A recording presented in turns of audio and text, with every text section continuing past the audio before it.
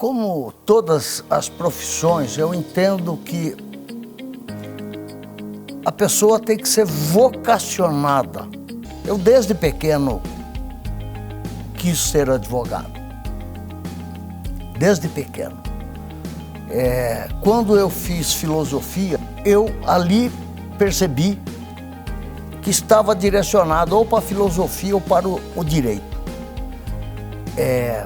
Então, eu tentei várias faculdades, comecei várias faculdades e quando começava a fazer economia, quando comecei a fazer filosofia, quando comecei a fazer psicologia, eu via que não era aquilo que eu queria.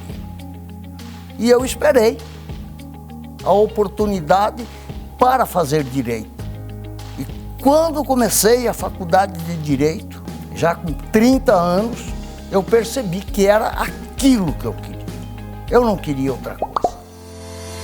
As faculdades, elas ensinam tão somente a legislação.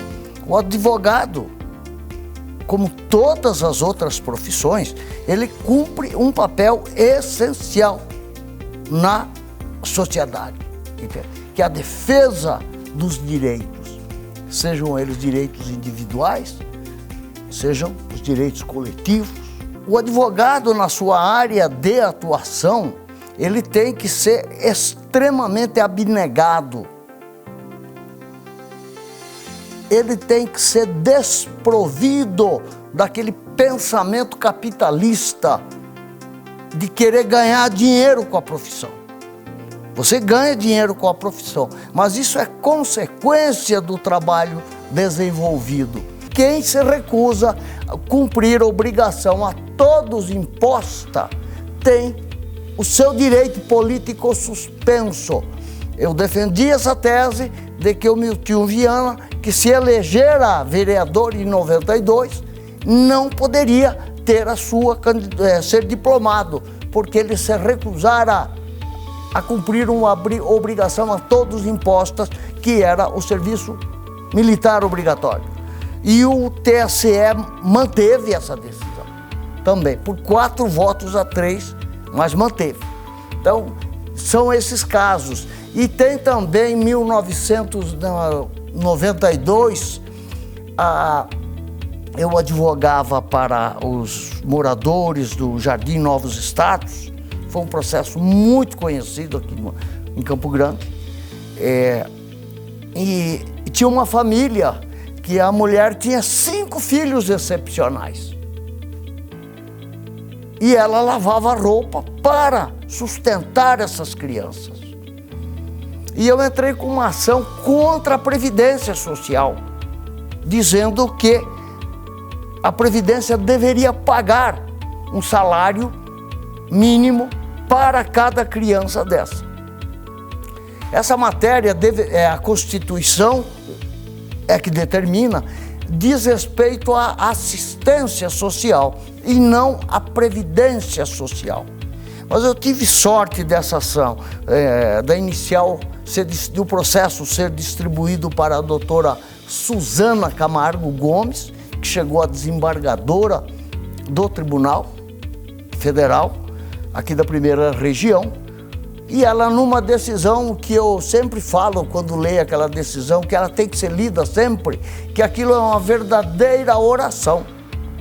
E ela, embora entendendo que a questão não era previdenciária, e sim de assistência social, ela condenou o INSS a pagar um salário mínimo para cada uma daquelas crianças.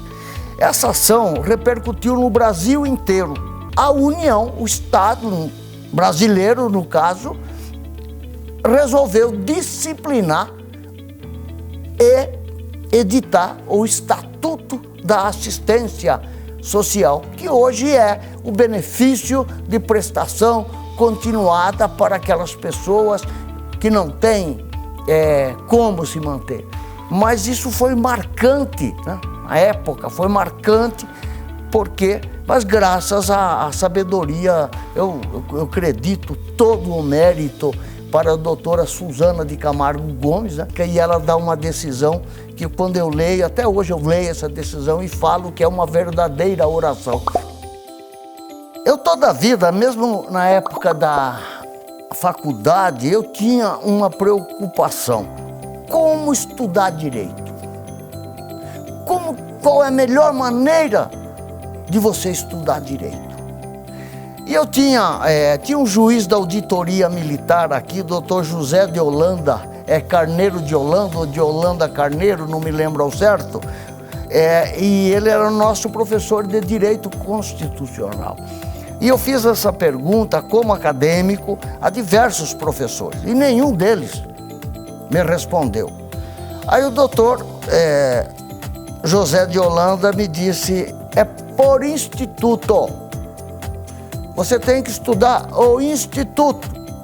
Por exemplo, instituto da hipoteca, do casamento, tal. Estuda o instituto. Depois que você tiver estudado o instituto, aí você abre o código aí e você vai ver como que no Brasil esse instituto é disciplinado. Essa foi a melhor lição que eu tive como de um professor, de um mestre do direito, e o doutor Holanda era um mestre do direito. Ser um abnegado. O advogado que não se propuser a atender esses casos que aparecem, e nós temos um monte de exemplos no Brasil. Os maiores juristas brasileiros. Eu não estou dizendo que o advogado tem que ser um miserável, não é isso. Mas se você pegar os maiores juristas brasileiros, eles se preocuparam primeiro com o cliente e depois com os honorários que ele recebeu. E aí me faz lembrar o Bezerra de Menezes, né? Tem o filme Bezerra de Menezes, em que ele, como médico, ele que introduziu o espiritualismo no Brasil. Uma senhora com filha, com a criancinha doente, o procura na casa, já avançada, à madrugada, e ele prescreve, ele faz a consulta daquela criança, aí ele prescreve o medicamento. Aí essa senhora fala para ele, mas doutor, eu não tenho dinheiro para comprar o remédio.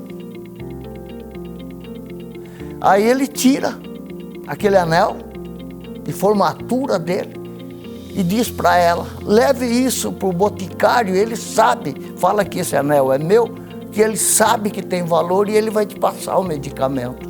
E foi a partir disso que ele mudou a vida dele. Do que adiantava ele ser médico, fazer a consulta para aquela pessoa necessitada na madrugada, se ela não tinha dinheiro para comprar o remédio? O que ia curar não era a consulta, é o medicamento. O advogado é a mesma coisa. O advogado, a advocacia, ela é uma profissão nobre, como todas as outras. Só que se o advogado, como advogado, não entender a nobreza da profissão que ele exerce, aí nada tem sentido. A advocacia, para mim, é uma das profissões mais nobres que existe. Mas essa nobreza tem que ser reconhecida pelo advogado que a exerce. Senão, não tem sentido. Eu sou Afonso Wander Ferreira dos Santos e estou em Campo Grande.online.